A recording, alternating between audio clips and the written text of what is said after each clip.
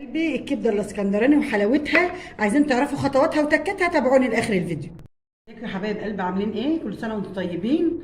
ان شاء الله باذن الله نعمل لكم الكبده الاسكندراني النهارده بخطوات بسيطه وسهله. انا معايا نص كيلو كبده، ومعايا بصله مفرومه، معايا بهارات كمون، ومعايا فلفل اسمر، ومعايا شطه، معايا ملح، معايا 4 فصوص ثوم، معايا ليمونتين معصورين، معايا خل، ومعايا ميه، ومعايا فلفل الوان حراق وبارد شرايح. هوريكم احنا هنعمل ايه في اول خطوه، ونقول بسم الله. معايا الكبده دي انا هقطعها لكم شرايح صغيره خالص. بسم الله الرحمن الرحيم. شرايح صغيره خالص عشان تستوي بمنتهى السهوله. بسم الله.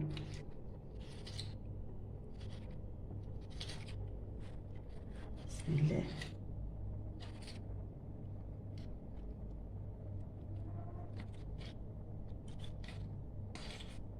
بسم الله الرحمن الرحيم.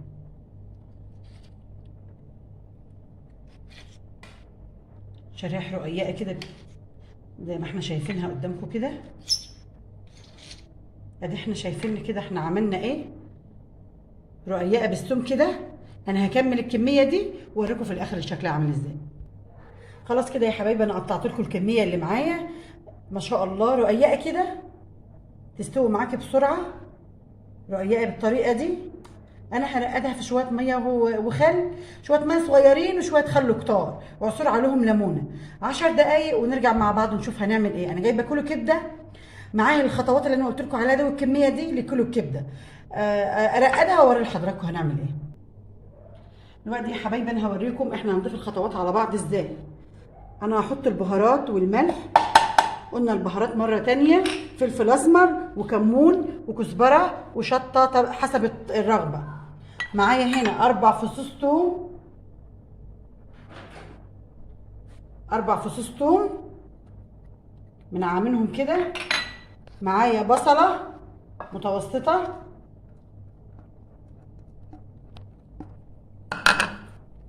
ومعايا فلفل الوان بارد وحراق برضو حسب الرغبه.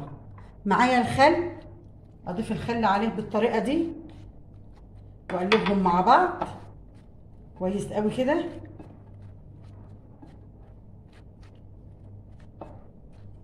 الله على ريحه الخل. واضيف عليهم نص الليمون اللي انا عصراه. دي الخلطه، دي خلطه الكبده الاسكندراني، بس مفيش اكتر من ده. انا هروح دلوقتي على النار اوريكم احنا هنعمل ايه. دلوقتي يا حبايبي انا حطيت طاسه على النار، احط فيها كميه من الزيت كبيره شويه عشان الكبده الاسكندراني بتحب الزيت كتير.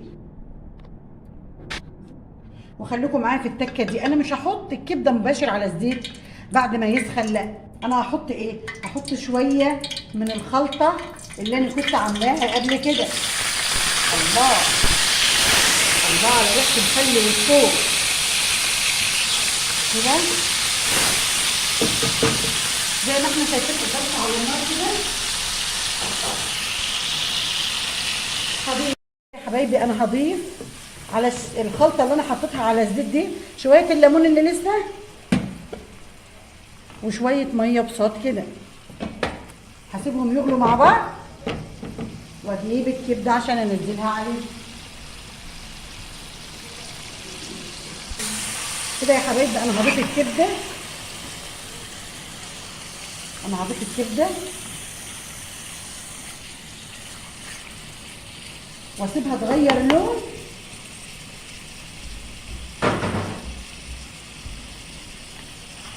هقلب فيها كده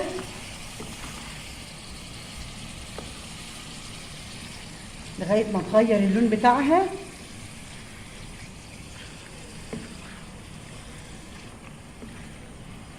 بدات تغير لونها اهو ما شاء الله.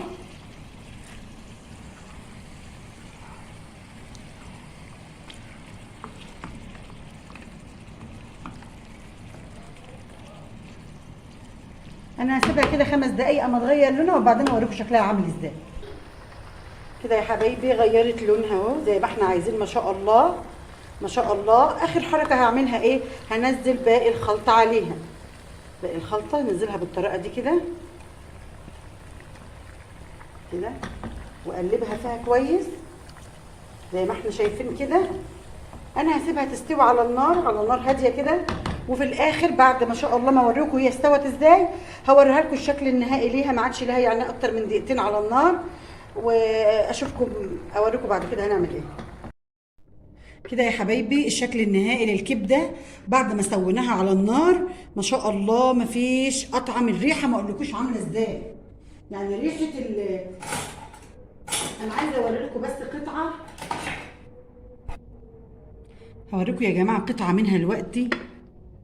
ما شاء الله دايبه دوب دايبه دوب، ما شاء الله ما شاء الله. انا كنت مقطعه نص كيلو كبده وحطاها في الفريزر، وجبت عليها كمان نص كيلو قطعته قدامكم. وامشوا بالخطوات اللي انا قايله لكم عليها، هتطلع معاكم احلى كبده اسكندراني في الدنيا. يا ريت تكتبوا لي كومنتات حلوه وتشتركوا في القناه، واشوفكم في فيديو جديد.